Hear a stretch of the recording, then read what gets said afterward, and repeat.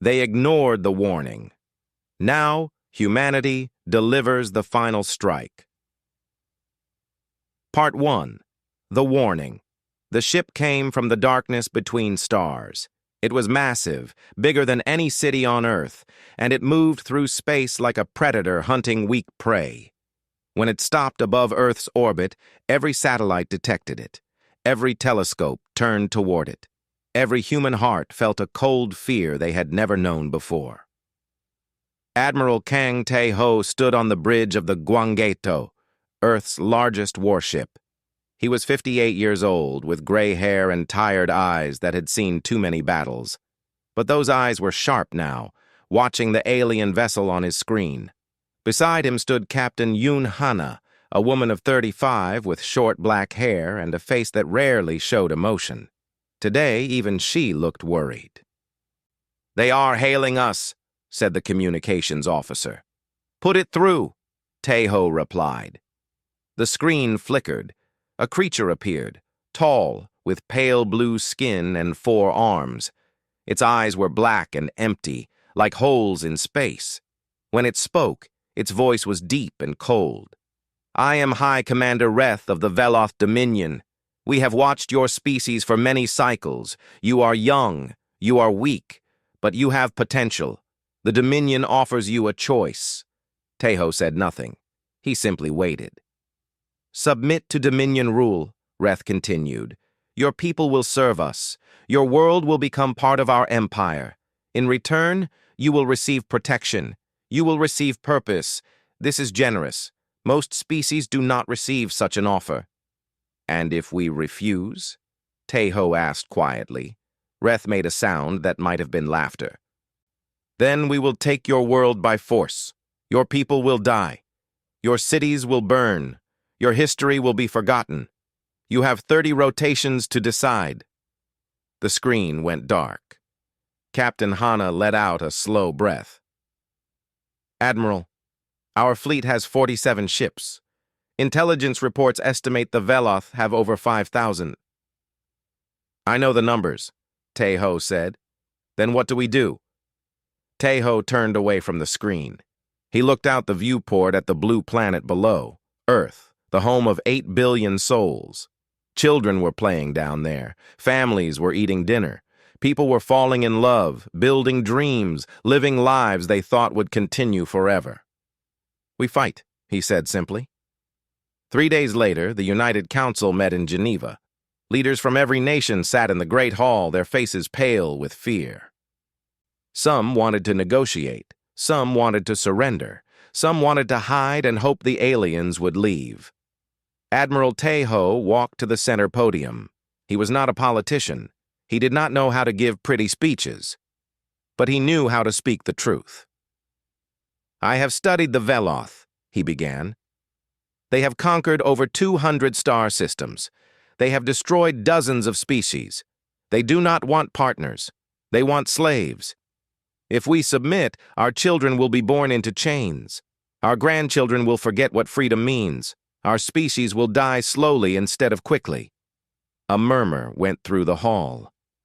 "I will not lie to you," Tae-ho continued.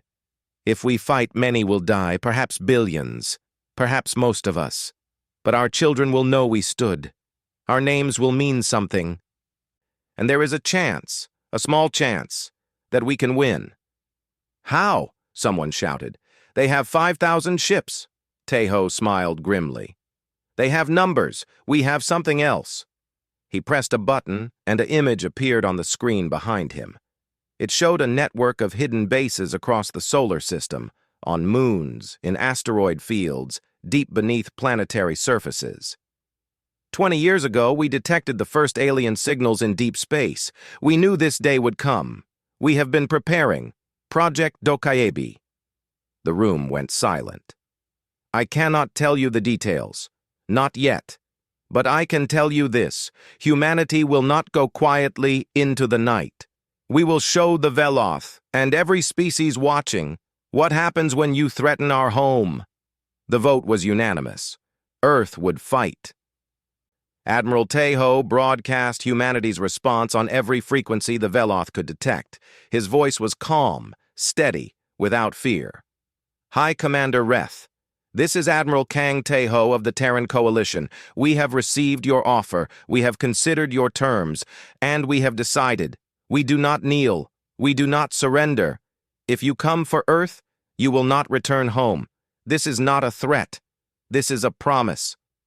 On the Veloth command ship, Reth listened to the message. His officers waited for his response. For a long moment, he said nothing. Then he laughed, a harsh, ugly sound. Primitive creatures, he said. They do not understand what they face. They have never seen true power. They have never known real war. Mobilize the Armada. We will teach them the cost of defiance. Back on Earth. In a hidden laboratory beneath a mountain in Korea, Dr. Park Jae worked through the night.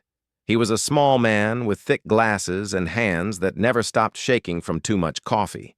But his mind was sharp, and his work was almost complete. The weapon on his screen was beautiful in a terrible way. It was not a bomb or a missile. It was something new, something that had never existed before, something that could end worlds. His assistant, a young woman named Shin Yuri, stood behind him. "Doctor, is it ready?" Jay typed the final commands into his computer. Lights flickered across the laboratory as systems came online, systems that connected to hidden ships scattered across human space. "It is ready," he said quietly. "God help us all, it is ready." He picked up his communicator and called Admiral Tai-ho. "Admiral, Project Dokaebi is online." On the bridge of the Gwanggaeto, Tai-ho received the message. He closed his eyes for a moment, feeling the weight of what was coming. Then he opened them and looked at Captain Hana. "Begin evacuations of the outer colonies," he ordered. "Move all civilian ships toward the inner system, and tell the fleet to prepare for war." Hana nodded sharply. "Yes, Admiral." As she turned to relay the orders, Tae-ho looked once more at the stars. Somewhere out there, 5,000 warships were moving toward Earth. An empire that had never lost was coming to crush humanity like an insect. They did not know what was waiting for them. They had ignored the warning. They would learn. They ignored the warning. Now humanity delivers the final strike. Part 2. First Blood. The Veloth Armada moved through space like a swarm of hungry locusts. 5,000 warships, each one carrying enough firepower to destroy a city. High Commander Reth stood on the bridge of his flagship, the Eternal Dominion, watching his fleet spread across the darkness. He felt nothing but contempt for the species they were about to crush. "How long until we reach the human colonies?" he asked. "3 rotations," his second officer replied. Reth nodded slowly. "Good. When we arrive, destroy everything. Leave nothing standing. Let them see what happens to those who defy the Dominion." The first human colony they reached was called New Hope. It was a small settlement on a frozen moon, home to 20,000 miners and their families. The Veloth fleet surrounded it, weapons charged, ready to turn it to ash. But when they scanned the surface, they found nothing. "Where are they?" Reth demanded. "The colony is empty, Commander. No life signs. The buildings are abandoned." Reth felt a flicker of confusion. Species did not flee from the Dominion. They cowered. They begged. They did not simply vanish. "They must have evacuated," he said. "Continue to the next colony." The next colony was also empty. So was the one after that. Every human settlement in the outer system had been abandoned. Factories sat silent. Homes stood dark. The humans had taken everything, their families, their food, their equipment, and disappeared into the void. "Cowards," Reth muttered. "They run from us." But deep in the asteroid belt, Lieutenant Choi Minho was not running. He sat in the cockpit of his fighter, a sleek black craft called the Shadow. Around him, hidden among the rocks and ice, waited 47 other pilots. They called themselves the Black Tigers, and they had been waiting for 3 days. Minho was 26 years old, with a quick smile and steady hands. Before the war, he had been a racing pilot, flying ships through dangerous courses for sport. Now, he flew for survival. "All units, this is Tiger Lead," he said into his radio. "Enemy supply convoy approaching, 12 cargo ships, 6 escort destroyers. Remember your training, hit fast, hit hard, disappear. No heroes today." "Copy that, Tiger Lead," came the responses.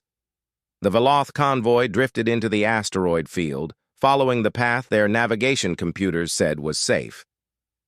They did not know that human engineers had spent months mapping every rock, every shadow, every hiding place. Minho watched them come closer, closer. His finger rested on the firing trigger. "Now," he said. 48 fighters exploded from the asteroids like ghosts coming to life. Their weapons tore through the cargo ships before the Veloth even knew they were under attack. Explosions bloomed in the darkness. Supplies meant for the Armada, food, fuel, ammunition, burned and scattered into space. The escort destroyers turned to fight, but they were too slow. The Black Tigers danced around them, striking from angles they could not predict, vanishing into asteroid shadows before they could return fire. In 3 minutes, it was over. 12 cargo ships destroyed, 2 destroyers crippled, and not a single human fighter lost. All Tigers. "Fall back to secondary position," Minho ordered. "Good hunting." As his squadron disappeared into the darkness, Minho allowed himself a small smile. The Veloth had never faced an enemy like this. They fought with formations and overwhelming force. Humanity fought with tricks and shadows and a refusal to die quietly. Far away on Colony Vega 7, Sergeant Bayek Nari faced a different kind of battle. Nari was 40 years old, a career soldier with scars on her face and steel in her spine. When the evacuation order came, she had volunteered to stay behind with 200 soldiers. Their mission was simple: slow down the Veloth ground forces for as long as possible. The colony was built into a mountain, with narrow tunnels and hidden rooms. Nari knew every corner of it. She had spent weeks preparing traps, stockpiling weapons, planning ambushes. When the Veloth landing ships arrived, they expected easy victory. They found hell instead. The 1st Battalion walked into a minefield. Explosions tore through their ranks, killing dozens before they could react. The survivors pushed forward, only to face gunfire from positions they could not see. Every time they advanced, humans appeared from nowhere, struck hard, and vanished. "They are like shadows," a Veloth officer reported to Reth. "We cannot pin them down. We cannot predict them. They do not fight like any species we have faced." "Then burn the colony," Reth ordered coldly. "Turn the mountain to glass." But when his ships tried to bombard the surface, they found human fighters waiting, more Black Tigers, protecting their ground forces from above. 3 days, 3 full days, the battle lasted. When it finally ended, Nari and her soldiers had killed over 3,000 Veloth warriors. The cost was high, 160 humans dead, but the message was clear. Every inch of human space would be paid for in blood. While the battles raged, Commander Im Yuna worked in silence. Yuna was 32, a former hacker who now served as humanity's chief intelligence officer. Her job was not to fight with weapons. Her job was to fight with information. She sat in a dark room filled with screens, listening to every Veloth transmission she could intercept. Their encryption was good, but human computers were better. Slowly, carefully, she pieced together the enemy's secrets.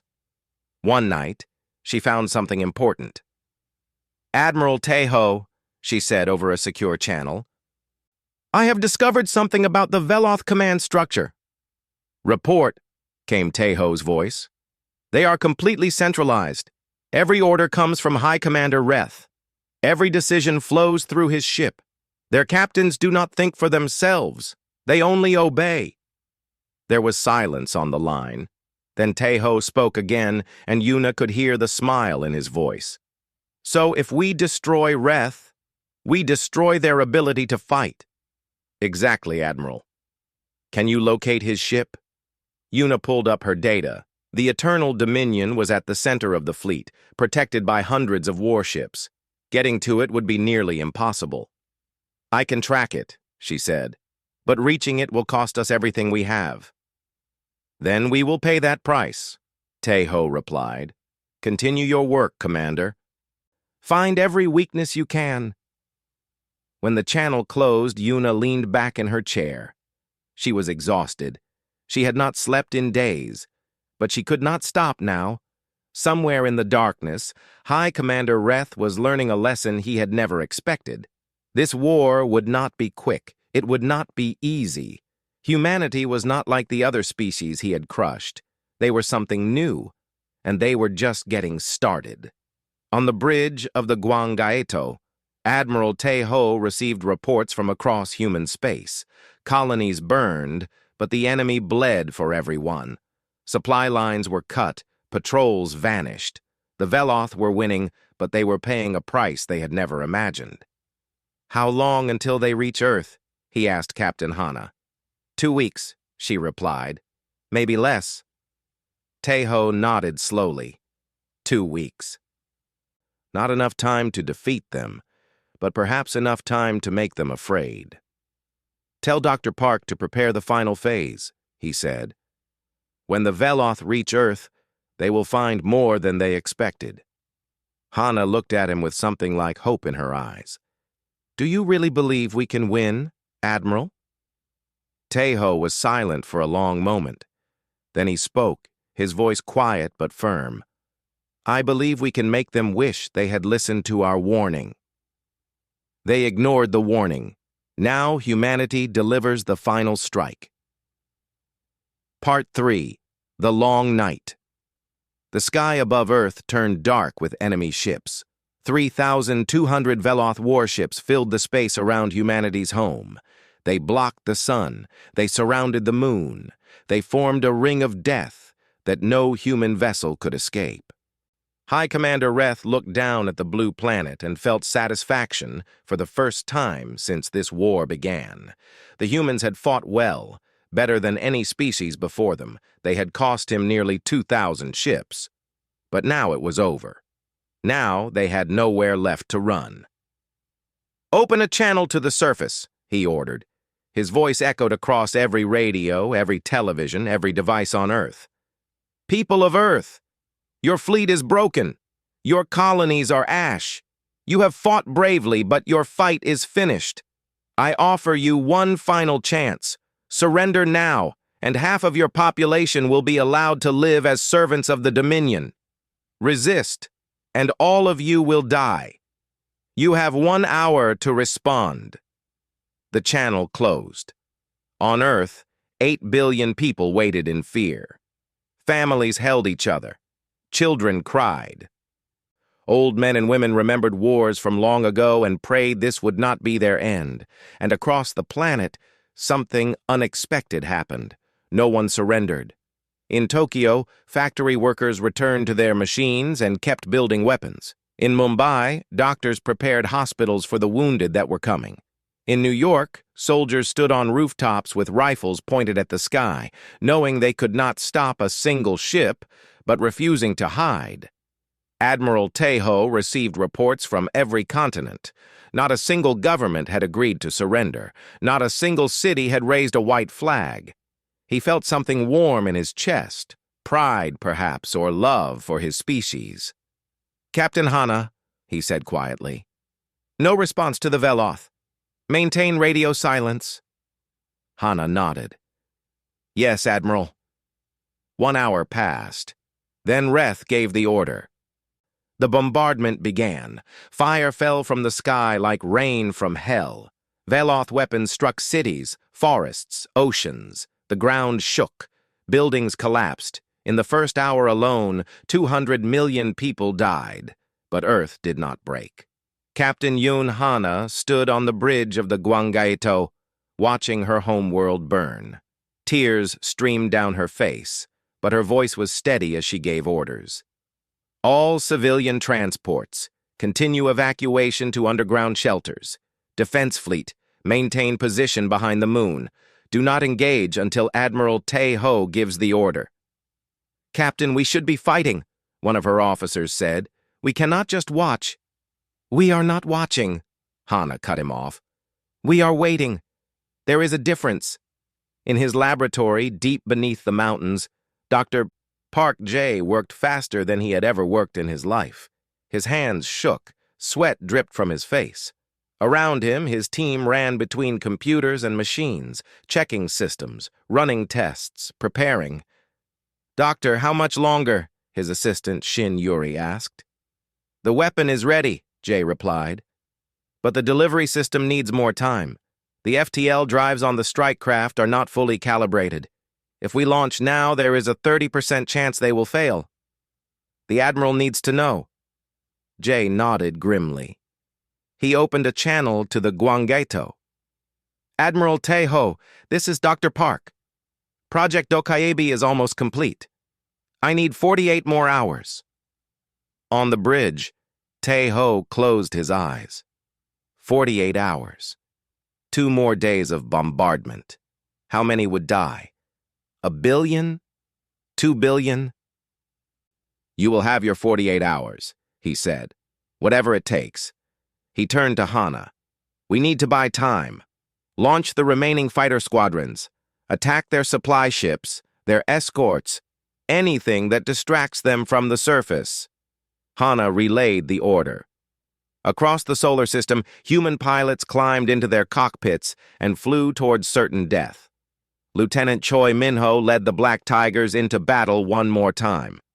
His squadron had been reduced to 19 fighters. They had lost friends, brothers, sisters. But none of them hesitated when the order came. All Tigers, this is Tiger Lead. Our mission is simple. Hit the enemy. Make them bleed. Give Earth time to survive. Tiger Lead, what about extraction? One pilot asked. Minho was silent for a moment. Then he spoke, his voice calm. There is no extraction. This is a one-way flight. Anyone who wants to turn back, do it now. No shame. No one turned back. The Black Tigers struck the Veloth fleet like hornets attacking a bear. They were too small to destroy battleships, but they were fast enough to annoy them, to distract them, to draw fire away from Earth. One by one, they fell. Explosions marked their deaths like fireflies in the darkness. Minho watched his squadron die around him. His best friend, Pilot Han Q, was the 7th to fall. His wingman, Pilot Song Ina, was the 12th. When only 3 fighters remained, Minho made a decision.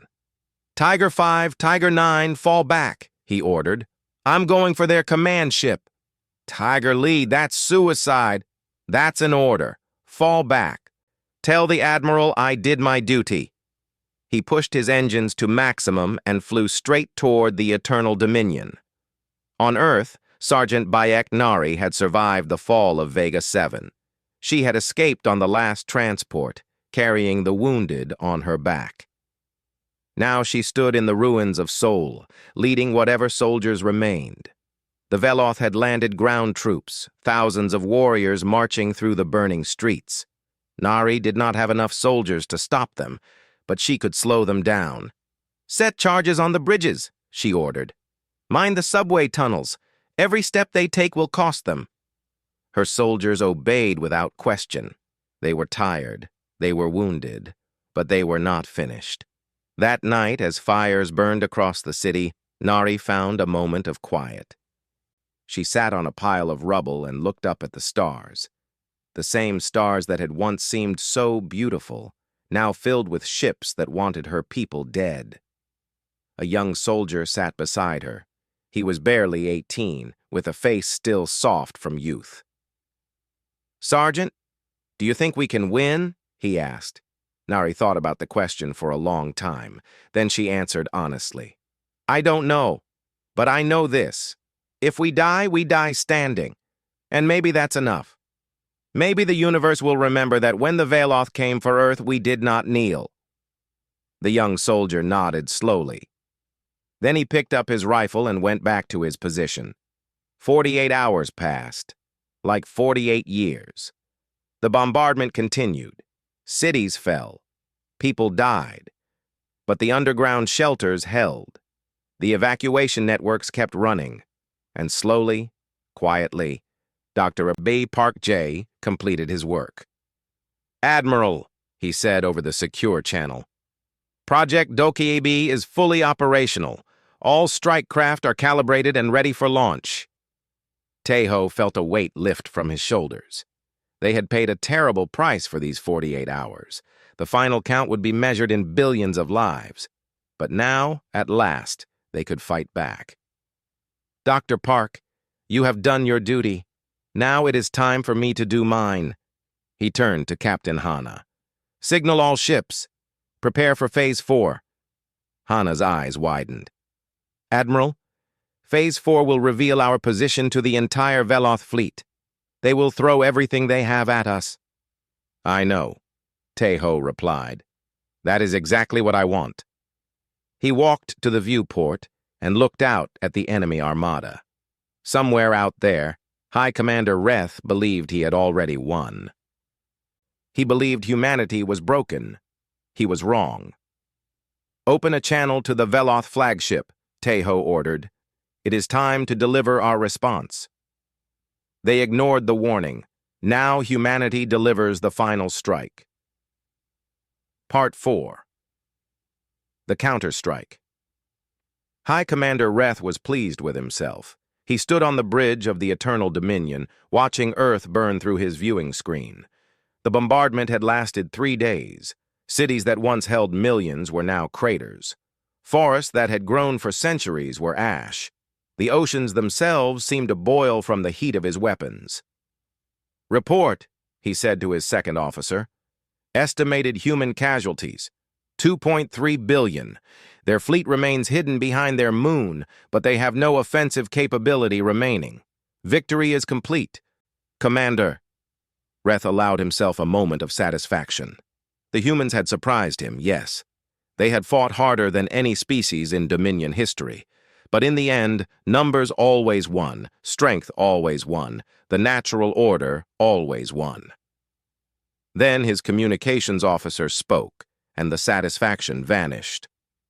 "Commander, we are receiving a transmission from the human fleet." Reth frowned. "Put it through." The screen flickered. Admiral Kang Tae-ho appeared, standing on the bridge of his ship. He looked tired. His eyes were red, his face lined with exhaustion, but his voice was calm. Too calm. "High Commander Reth, I hope you have enjoyed these past 3 days. I hope you have felt powerful, raining fire on our world. Because that feeling is about to end." Reth laughed harshly. "You are defeated, human. Your world is burning. Your people are dying. What possible threat can you offer now?" "You are correct," Tejo replied. "We cannot stop your fleet. We cannot save our cities. We cannot undo the damage you have done. But we can do something else." The screen behind Tejo changed. It showed a map, not of Earth, not of the solar system, but of Veloth space, and in that space, blinking red dots appeared. Dozens of them, hundreds. "Do you recognize these coordinates, Commander?" Reth felt his blood turn cold. Those were Veloth worlds, Veloth cities, Veloth populations. "For 20 years we have been preparing for this moment," Tejo continued. "We built ships capable of faster-than-light travel. We armed them with weapons that can collapse a star's core, and we positioned them throughout your territory. Right now, as we speak, over 300 strike craft are hovering above your homeworld, your colonies, your people." "You are bluffing," Reth said, but his voice wavered. "Am I?" Tejo pressed a button. The screen changed again. This time it showed a live feed from Veloth space, from a position directly above the Veloth capital city. A human strike craft floated there, silent and deadly, its weapons aimed at the planet below. "In 12 hours, those weapons will fire. Your civilization will cease to exist, unless you withdraw your fleet from Earth. Now." Reth stared at the screen. His officers stared at him. For the first time in his long career, he did not know what to say. "You would commit genocide?" he finally asked. "You would murder billions of innocents?" Taeho's eyes went hard as stone. "You burned our cities. You killed our children. You laughed while our world died. Do not lecture me on morality, Commander. Do not speak to me of innocence. You made this choice when you ignored our warning."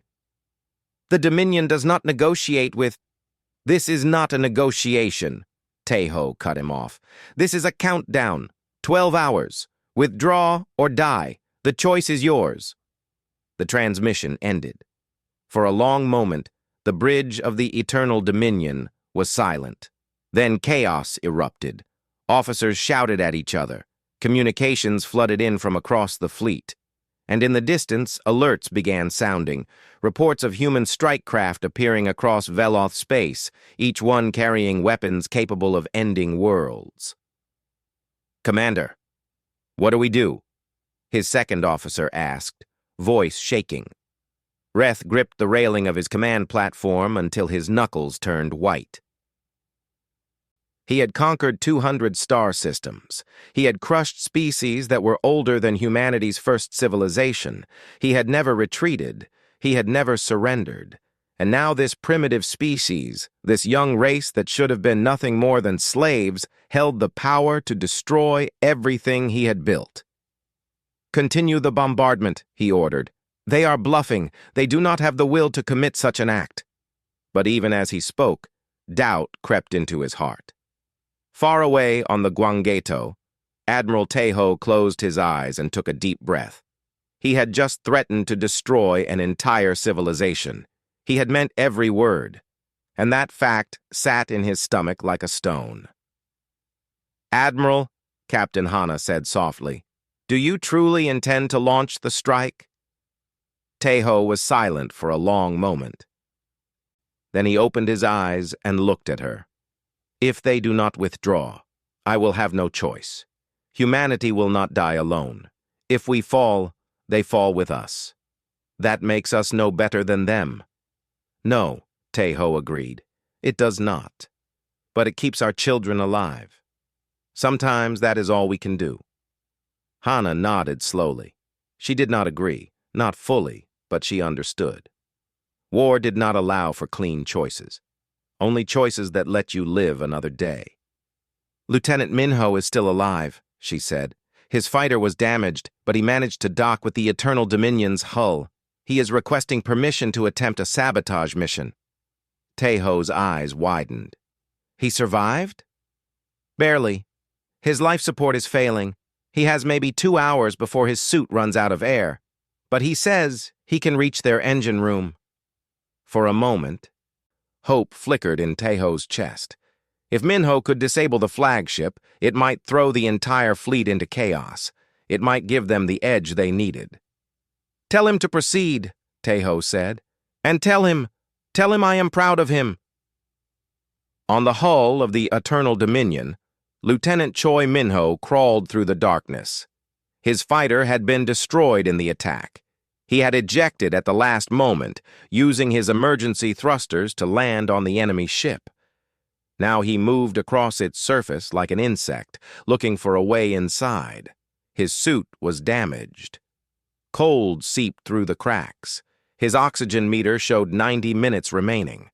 Not enough time to escape, barely enough time to complete his mission. He found an airlock and forced it open. Inside, the ship was warm and strange. The corridors curved in ways that made no sense to human eyes. The walls covered in symbols he could not read. But engines were engines.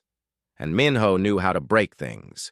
He moved through the ship like a ghost, avoiding patrols hiding in shadows. The Veloth did not expect a single human to be walking their halls. They did not guard against such madness. 20 minutes later, he found the engine room. It was massive, a cathedral of machinery and power. Energy pulsed through conduits the size of buildings. The hum of the engines vibrated through Minho's bones. He planted his explosives carefully. He had brought enough to cripple the ship, not destroy it. Admiral Tae-ho wanted the Veloth to withdraw, not die in a blaze of fury. When the last charge was set, Min-ho found a corner and sat down. His oxygen was almost gone. His suit was failing. He would not survive to see the explosion. But that was okay. He thought about his family, his mother in Busan, his sister in Seoul. He hoped they had made it to the shelters. He hoped they would survive. He thought about his squadron, Han Q, Song Ina, all the pilots who had followed him into death. He would see them soon. He pressed the detonator. On the bridge of the Eternal Dominion, High Commander Reth felt the explosion before he heard it. The ship lurched violently, lights flickered, alarms screamed, officers fell from their stations. "Report!" Reth shouted. "Engine room explosion! We have lost primary propulsion! Shields failing!" Reth stared at the chaos around him.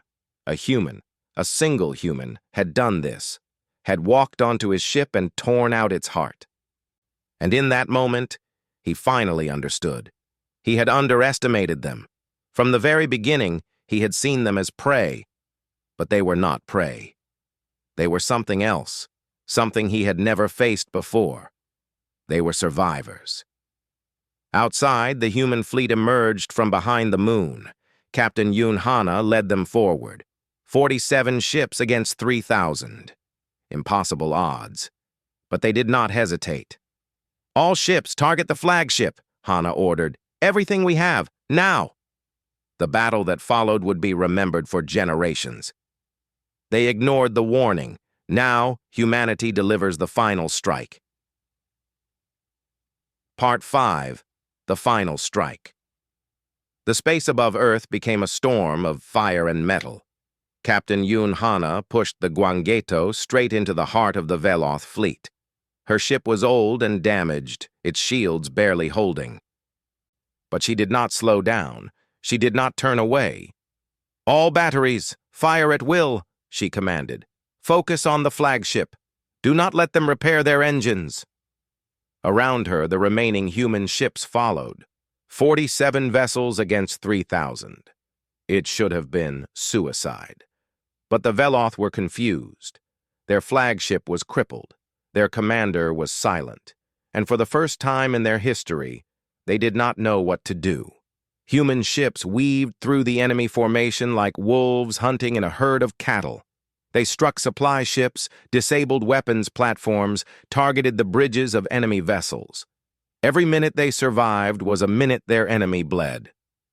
On the surface of Earth, Sergeant Baek Nari watched the battle through a broken telescope. She stood on the roof of a collapsed building, surrounded by the soldiers who had survived 3 days of hell. They were wounded, exhausted, barely alive. But they watched the sky with hope in their eyes. "Look," one of them whispered. "Our ships are fighting back." Nari nodded slowly.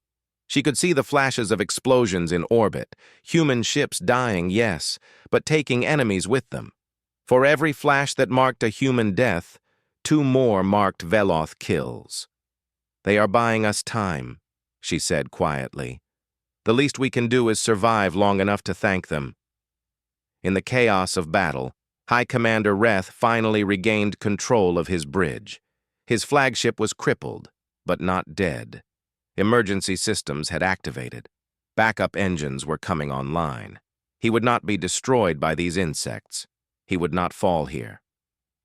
"All ships, focus fire on the human fleet," he ordered. "Destroy them! Every last one!" His officers relayed the commands. The Veloth Armada began to reorganize, turning their overwhelming numbers against the tiny human force. Hana saw the change on her tactical display. Hundreds of enemy ships were converging on their position. In minutes, they would be surrounded. In minutes more, they would be dead. "Admiral Tae-ho," she said over the command channel. "The enemy is concentrating their forces. We cannot hold much longer." Tae-ho's voice came back, calm as always. "You have done more than anyone could ask, Captain. Fall back to defensive positions. Protect Earth for as long as you can." "And the Dokaibi strike?" Tae-ho was silent for a moment. Then he spoke, and his voice was heavy with the weight of the decision. "Prepare to launch. If the Veloth do not withdraw in the next 30 minutes, we end this. One way or another." Hana closed her eyes. She had hoped it would not come to this. She had prayed for some other way. But there was no other way. "Understood, Admiral." High Commander Reth received the transmission 30 minutes later. It came from Veloth space, from his homeworld. His family was there, his children, his entire civilization. "Commander, the human weapons are charging. They have surrounded our major population centers. They are demanding our immediate withdrawal. Our military council is requesting your orders." Reth stared at the message. His hands trembled. He had fought wars across 200 star systems. He had never retreated. He had never surrendered. His entire identity was built on victory. But if he did not retreat now, there would be no identity left. No homeworld, no children, no future. "Commander," his second officer said quietly, "your orders." Reth closed his eyes. He saw his son's face. He heard his daughter's laugh. He remembered the promise he had made to his wife, that he would always come home. "Signal the fleet," he said, and his voice was hollow, broken. "We are withdrawing." Silence fell over the bridge. "Commander?" "You heard me. All ships, cease fire and withdraw from human space, immediately." His officers exchanged shocked glances, but they obeyed. The Dominion always obeyed. Across the battlefield, Veloth ships began to turn away. Their weapons powered down, their engines lit up, carrying them toward the edge of the solar system. On the Guangato, Captain Hana watched them go with disbelief in her eyes. "Admiral, they're retreating. They're actually retreating." Teho did not celebrate. He did not smile. He simply nodded slowly and opened a channel to the entire human fleet and to every species in the galaxy that was watching. "Let this be known," he said, his voice carrying across the stars. "Humanity asked for peace. We were answered with war. We warned you of the consequences. You did not listen. Today, the Veloth Empire retreats in defeat. Tomorrow, any who threaten Earth will share their fate. We do not conquer, we do not enslave, but we do not forgive those who try to destroy us. Remember this day. Remember what happens when you ignore humanity's warning." The message echoed across 1,000 star systems. Species that had watched the war in fear now watched in wonder. The Veloth Dominion, the empire that had never lost, had been defeated by a species they had dismissed as primitive. Everything had changed. In the weeks that followed, the galaxy transformed. Species that had lived under Veloth rule for centuries began to rebel. They had seen that the Dominion could be beaten. They had seen that resistance was possible, and they wanted what humanity had, the right to stand on their own. The Veloth Dominion did not collapse immediately, but it began to crack. Within a decade, it would shatter entirely, broken apart by the example humanity had set. On Earth, the survivors emerged from their shelters and began to rebuild. The cost had been terrible. 2.3 billion dead. Cities reduced to ruins. Forests burned to ash. It would take generations to heal, but they were alive. They were free. And they would never forget the price they had paid. Admiral Kang Tae-ho retired 1 year after the war. He returned to his hometown in Korea to a small house by the sea. He spent his remaining years fishing, reading, and watching the sunset. He never spoke publicly about the war. He never accepted medals or honors. When people asked him how he felt about threatening to destroy an entire civilization, he would simply shake his head and say, "I did what I had to do. I hope no one ever has to do it again." Captain Yoon Hana became the first commander of Earth's new interstellar defense force. She oversaw the construction of a new fleet, bigger, stronger, better prepared. She trained a new generation of officers to protect humanity. And she made sure that everyone who served under her understood the lesson of the war. Never underestimate any enemy, and never start a fight you cannot finish. Sergeant Beck Nari returned to Seoul and helped rebuild her city. She never forgot the young soldier who had asked if they could win. Years later, she found him again, working as a teacher, telling children the story of how humanity had faced extinction and refused to kneel. Commander Im Yuna established a galactic intelligence network. She placed agents on every world she could reach. She monitored every threat, every rumor, every whisper of danger. Humanity would never be caught off guard again. Dr. Park J dismantled the Dokaibi weapons. He destroyed the blueprints. He erased the research. He hoped that someday, when humanity was wiser and better, they might find another way. Lieutenant Choi Minho was found 3 days after the battle. Search teams discovered his body in the engine room of the Eternal Dominion. The Veloth had abandoned their crippled flagship, and human salvage crews had claimed it. Minho was sitting in a corner, his helmet cracked, his oxygen long gone, a small smile on his frozen face. They brought him home. They buried him with full honors. They named a star after him, a small, bright point of light that would shine forever in the darkness. 10 years after the war, a new alien species arrived at Earth. They were not conquerors. They were not enemies. They came in a single ship, carrying diplomats and scholars, seeking trade and alliance. When they entered the United Council chamber, they noticed a plaque on the wall.